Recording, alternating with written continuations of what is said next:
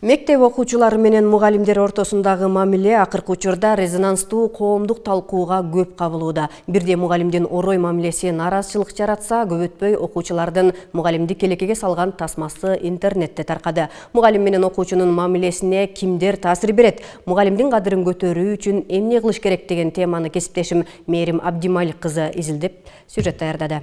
Например, межвидовая борьба, да? Межвидовая, это вид борется. По одному отвечаем, да? Айтурган Нурустам кызы 4 жылдан бери Ош шаарындагы 27-чи орто мектепте биология сабагынан билим берет. Жаш мугалим окуучулар менен бат тил табышып, сабактарын кызыктуу өткөргөндөн окуучулар да жакшы көрүшөт. Жаңы келген эжекелерди наоборот азыр мындай жаңы технологиялар менен үйрөтөт да. Жакшы сабактарды өткөндө кызык кылып өткөрүшөт. Например, проекторлордон коюп, что-то показывают, да, нерселер көрсөтүп, серьезно для отношения кылабыз, айткандарын угуп, жаз десе жазып, ашыкча тамашалаганды кылбайбыз. Окуучу менен мугалимдин мамилеси жакын болгону жакшы, бирок жаш мугалимдин жакшы мамилесин өспүрүм курактагы окуучулар көбүнчө тең туш көрүп, тамашага салган учурлар катталууда. Айтурган 4 жылдык ишмердүүлүгүнө көп эле жолу андай учурга кабылган, бирок мугалим баланын деңгээлине түшүп, эч качан айтышпаш керек. Болбосо балдар күч алышы мүмкүн дейт. Чоң класстар менен болушунча түшүндүрүү иштери менен гана иш алып барам. Себеби балдарга азыркы учурда катуу тийгенге болбойт. Алар менен сөз түрдө жекеме-жеке иш алып барганга мындай басым таштаймын. Кандай учурда болгондо мугалим эгерде өзүн жогорку деңгээлде алып жүрө албаса, ишин жакшы билбеген учурда ошондой учур болушу мүмкүн.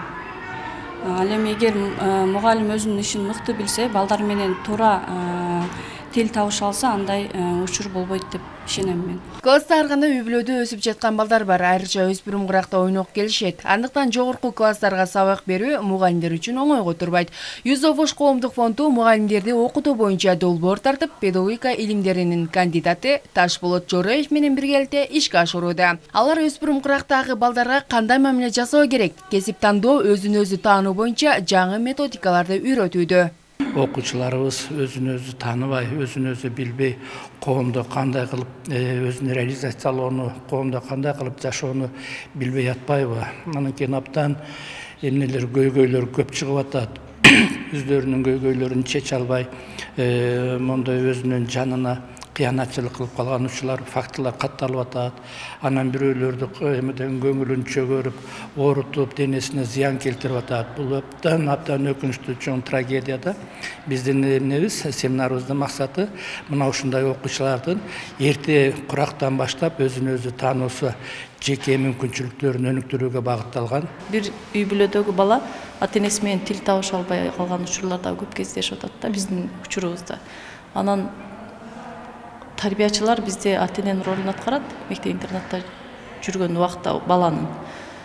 Анан ошондо бул жерде проекттин темасы өзүн өзү таануу болуп атат. Бала өзүн өзүн тааныш керек. Мен киммин, эмне үчүн дүйнөгө келдим, менин миссиям эмне, мен мектепти бүткөндөн кийин эмне кылышым керек, кайсы кесиптин ээси болсом болот.